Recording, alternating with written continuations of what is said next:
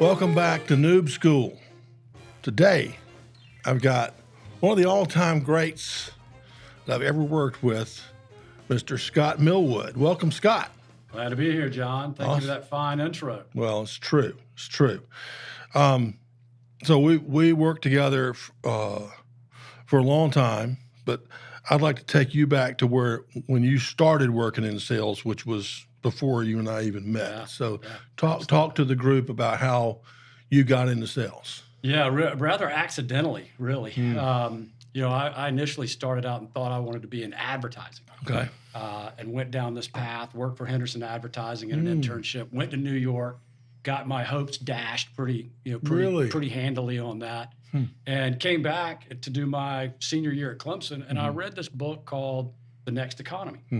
And it struck a nerve kind of, this is way back, 86. Yeah. So it struck a nerve about kind of on a secular basis where everything was going with what turned out to be, information economy and the internet. And of course, we couldn't see any of that.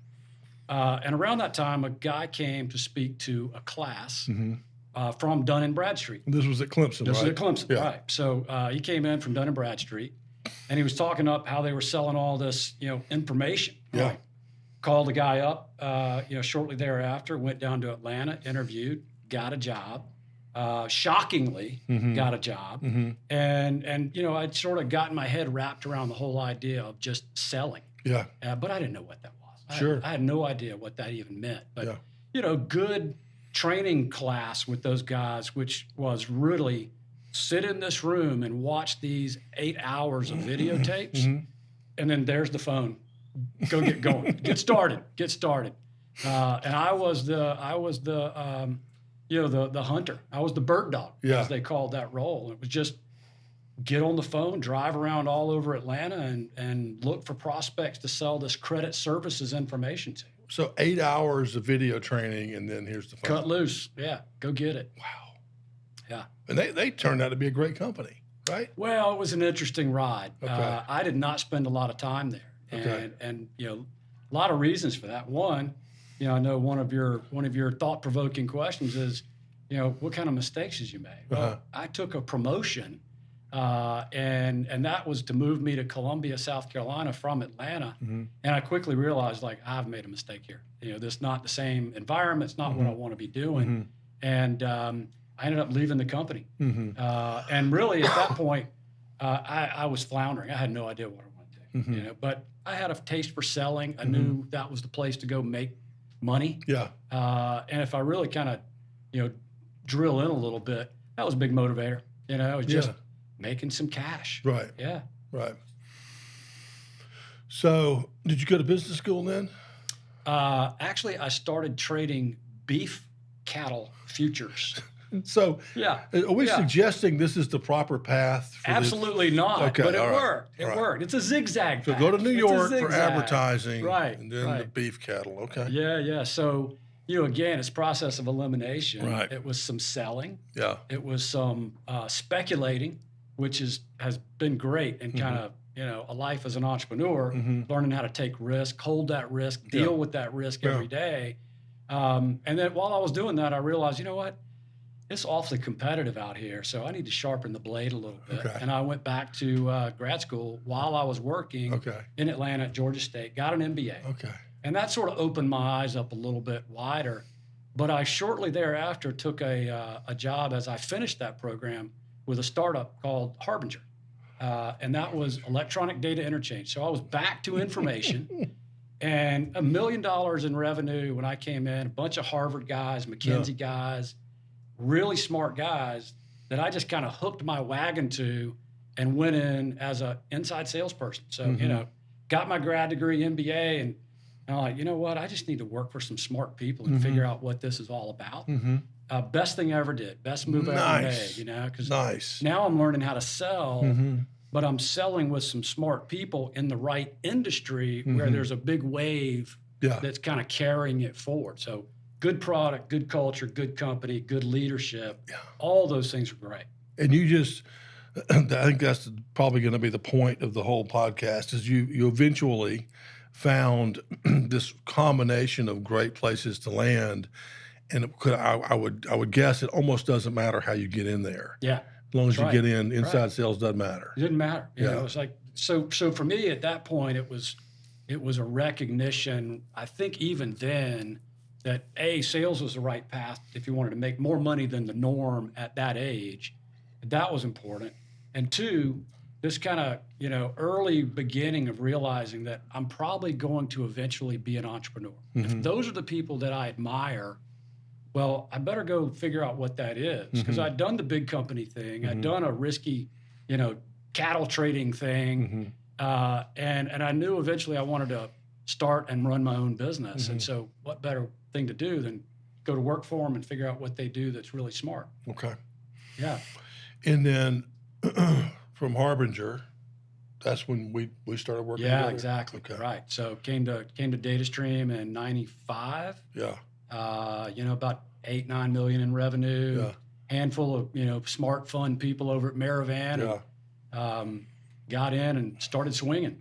Well, I remember that, we had a bunch of young, including me, crazy, mostly inside sales oriented people. Yeah. And you came in and really showed us how to go sell bigger deals, go outside, and created your own outside sales team, and eventually international, and made the company very with successful. your help of training the noobs. Yeah, that's right. In the Citadel model. That's right. You gave me free latitude to go pick the best and brightest and pull them over and teach them how to go do direct sales. Yeah. Getting on airplanes and going out and doing demos in the field and, all that sort of thing. And when we say big deals, our big deals at that point were, under 100K. That was a big deal. Yeah, 100. I remember and that. then they turned into $1 million deals later. And I know. that was, a lot of credit to your training on really building that foundation of those noobs that had that solid foundation. So when I picked them up to take them out in the field, to give them, little wings, they already knew all the basics. They're ready to go. Yeah, they were ready to go. Well, you're right. You're right. It was a good combination. Good combination, Good right. combination. Tell us something about just sales in general that's just way different than you thought it was going to be. Oh, yeah, that's a good one. Way different. I think the leadership learning that you get from being a salesperson is, I don't think that gets enough coverage. Okay. When you figure out how to do it, which is a great combination of lots of different things, as you know, the one thing that I find is you have to take ownership and be a leader in the room with your prospect. And that's what they respond to. If you're listening well, as you have to be successful, you become a problem solver. You become an empathizer. And then you slowly transition that around to just being a leader. And of course, that goes with my personality type really well. I'm Briggs Myers ENTJ, the commander, right? So I like that. I seek that out. And for me, that worked really well, of understanding that I could sit at a conference room table and guide and lead a discussion in an empathetic way around to something that was actually good for us in selling a product or a service. And so we talk a lot about the Colby also. Do you remember your numbers? 5474. Yeah. I knew no doubt. Quick start, right? It's quick start, but it's also, again, I see this with successful entrepreneurs is, they seem to almost have to have the quick start, but they also have to have the fact finder follow through, over a certain level, or they're gonna drop the ball or something like that. For sure, for sure. And I figured out I was a pretty good ball dropper, and the quick start 5474. I probably feel more like day to day, more like a 5491. Right. Because over time, I think you evolve in how you do things, and I know how to start fires, and I like starting fires, and I've had to over time build a team around me to do the follow through, to kind of be part of that. Well, you've done great, and I should lay out a couple of the things you've done since we worked together, which we had a nice long run. We did. But you started your own company called Customer Effective, you and Michael Elliott. And tell us about that company and kind of what you learned from there. And maybe since you've already been a successful entrepreneur 3 times now, tell these folks what are the kind of things you look for, and if you're going to hire a college grad to enter your company. Yeah, absolutely. Yeah. So, Customer Effective was really an extension of what we learned at DataStream, and the team was an extension of DataStream to a large degree. Yeah. We implemented a CRM system at DataStream, and I was very involved in that, and took to that sort of science of automating processes and figuring out how to help people be more successful, how to be more productive and work smarter. Yeah. And so I saw this opportunity with Microsoft to go out and take what they were just getting going on and build on top of it, which is what we did with Customer Effective for 10 plus years. And grew that and sold it to Hitachi, as you know, in 2014.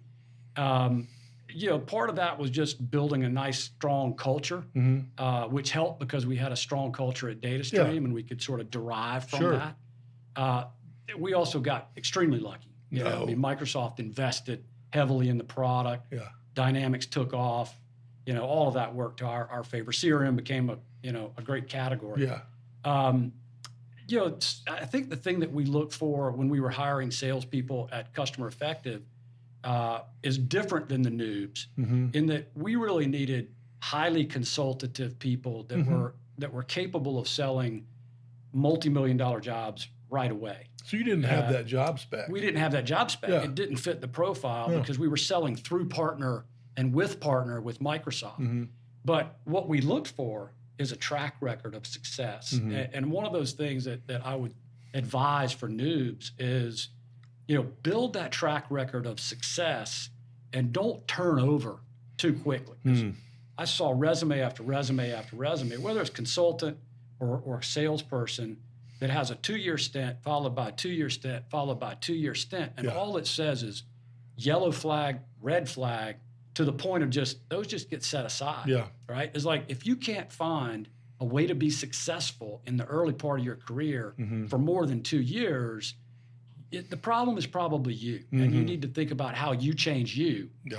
And we don't stick need with it, We don't need to figure out what that problem is. Don't need to figure out what that problem is. Just move on. So That's brutal. Stay with it, stay with it, stay with it. Well, that's great. I mean, and again, you sold at Hitachi, a huge, one of the best tech victories or exits in Greenville, or where we live, ever. And then since then, you started another company called YesFlow. Yeah, right. YesFlow, which I think, I always describe it to people. I'm like, the sales reps don't want to fill out the CRMs, so they talk to their watch. Yeah. And if they don't update it, it buzzes them or something. So I don't know if that's true or not. That's close, right? Okay. Yeah. I mean, we're again, extension, sort of building on top of how do we help people work smart, be more productive. We're automating business processes around primarily field activities like field sales, and we're making that easier by allowing people to do it on a mobile device by speaking. So think Siri or Alexa, but connected to your enterprise information. Okay. So a good customer of ours is Nucor. Yeah. Longtime customer of DataStream, longtime customer of Customer Effective, and customer at YesFlow. And we're helping their field salespeople do call reports, which are laborious efforts to collect information after they've done a meeting. Now they use our product when they leave the meeting to just get in the car, push a single button, and start talking. Well, is it like an app on their phone? It's an app on their phone, right? Yeah, they just start app. dictating. Yeah, Okay. Exactly. Well, that's very cool. And just to take a little sidebar here for a second, I mean, any noob listening, think back to when Scott was like in his early 20s. First of all, in college, he hadn't really thought it through. Right. Like he hadn't completely thought through what sales was, and then a couple of experiences that weren't great. And then, he just kept working at it. And finally, once he found that Harbinger, where it was a good fit for so many reasons, it's just been one happy success after another. It wasn't like you killing yourself. It's like, this is what I ought to be doing. Yeah. There were some key things in there that I think I had to change in my mindset along the way. And one of those, I give a lot of credit to you on being a big, books and tapes guy.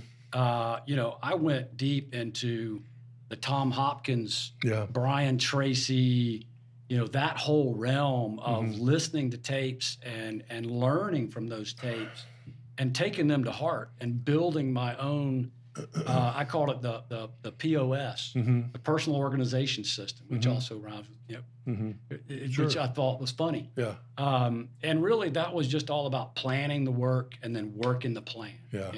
and if you don't put those things down on paper and come back to them constantly and remind yourself over and over about what am I trying to achieve? How am I getting there? Yeah. How am I doing against what I said I was going to do? Yeah. Then you're kind of missing out on it. Just it's easy work. That is easy work. Yeah. If you do it, yeah. If you do it, And if you don't do do it, I would say if you don't do that, if you don't take control of what your life is going to be and what you want to work on, then the rest of the world will take care of it for you. Yeah. You're going to wake up and things are just going to happen, and there you go. But not Yeah. Scott Millwood. No, sir. Three winners so far. Yes, sir. Love it. Now, I think you were involved with one company. The original company is now worth almost $2 billion, is what I hear. Harbinger. No, DataStream. Oh, that one. Yeah, did you see that? They just sold again? Oh, did they really? No, I did not see it. 1.7. No. Is that right? Yeah. So they sold the N4 piece out for 1.7. Yeah. How did we miss out on that? I don't know. We need to claw back. We got to $1 billion at one point. We did. For a moment, a brief moment in time. I know. Yeah. I know. I thought I was going to 10 easy at that point. Call my brother-in-law. I'm like, now's the time to get in. So, what's your favorite word? Yes. Yes. Oh, Positive, yes, baby. Yes. Yes. I love it. I mean, who doesn't like to hear the word yes? That is great, Scott. What a great word. Yes, I love it. So, yes, thankful that you're here today. Camera 2. Well, golf clap for Mr. Scott Millwood. That was awesome. Thank you, John. And we'll see you Noob School folks next week. Thank you.